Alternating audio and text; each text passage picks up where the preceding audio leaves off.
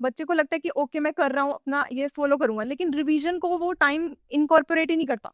तो आपको लगता है कि कैसे पॉसिबल हो कि एक बार पढ़ा, 2 बार पढ़ा, उसे लगता है अगर मैं रिवाइज ही करता रहूंगा तो नया कब पढ़ूंगा। ये सब बैलेंस कैसे किया जाए? देखिए एक एस्पिरेंट्स को समझना होगा कि आपकी जर्नी में यूपीएससी की रिवीजन इज अ की फैक्टर। रिवीजन मतलब आप ये मान के चलिएगा मस्ट है।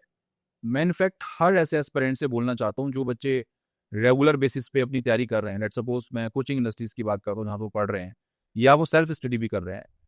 सबसे पहले आपके लिए दिक्कत क्या आ रही है, मैं देख रहा हूँ आजकल बच्चों के लिए कि वो क्लास ली, जैसे सपोज मैं इकोनॉमिक्स में मैंने भी बेसिक्स ऑफ इकोनॉमिक्स पढ़ाया, लेट्स सपोज, फिर मैं नेशनल इनकम पढ़ाई, मैंने मनी का चैप्टर पढ़ाया, देन मैंने बैंकिंग पढ़ाया, इन्फ्लेशन पढ़ाया, मॉनेटरी पॉलिसी पढ़ाई, एक वीक हो गया। नेक्स्ट वीक मैंने बच्चे से पूछा, नेक्स्ट वीक में लेट्स सपोज फिस्कल पॉलिसी चल रहा था टॉपिक, मैंने कहा बेटा वो हमने मनी में कुछ पढ़ा था, मनी के चैप्टर में मनी सप्लाई पढ़ी थी, जरा उसके बारे में बताओ। बच्चों की बत्ती गुल हो जाती है 7 दिन के कंटेंट पे। 7 डेज में बच्चा चीजें भूल जा रहा है। इसका मतलब क्या है? इसका मतलब ये कि आपको जब क्लास में चीजें समझ में आ गई, आपने हाँ भी कर दी, आपने उसको रिवाइज भी किया। और ये ह्यूमन टेंडेंसी है।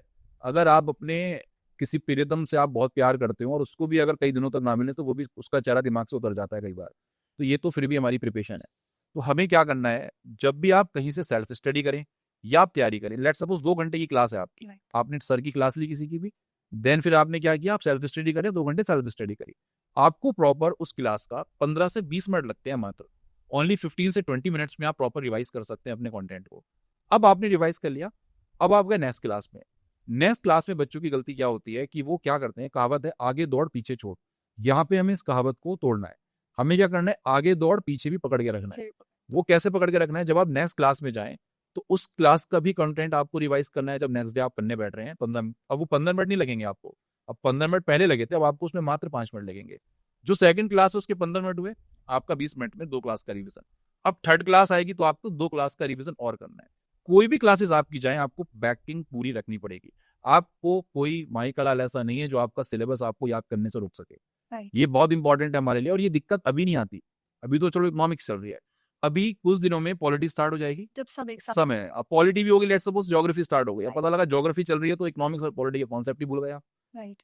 तो इसके लिए हमें रिविजन करना है। रिविजन का बेस्ट सोर्स क्या है कि पर डे बेसिस पे आप रिवाइज करो, आप उस प्रॉपर वीकली रिवाइज करो। वीकली रिवीजन के बाद आपका जब कई सारे टॉपिक्स हो जाए तो उसके मॉक टेस्ट आप लगा सकते हैं।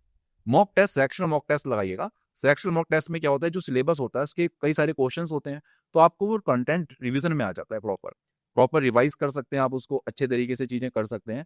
तो revision I think is the key. और बच्चों को करना है तो अच्छे से करना है, रिवीजन करना है तो प्रॉपर करें, मंथली करें। मॉक टेस्ट जरूर दें, मॉक टेस्ट बहुत ज्यादा जरूरी है। अगर आप रिवीजन नहीं करते तो आपके जो 2 घंटे आपने पढ़े वो बेकार है आपके लिए। आप अपना कितना भी टाइम डिवोट कर दें पढ़ने के लिए और आप रिवाइज नहीं कर पा रहे हैं तो वो 2 घंटे आपके बेकार है, आपने अपना टाइम वेस्ट कर दिया है। तो प्रॉपर अगर आप चाहते हैं कि आप जो पढ़ रहे हैं वो आपके दिमाग में रिटेन रहे, तो ये ह्यूमन टेंडेंसी है, साइकोलॉजिकल है, सब चीजें कि रिवीजन तो करना ही पड़ेगा, तभी आपके दिमाग में चीजें रहेंगी।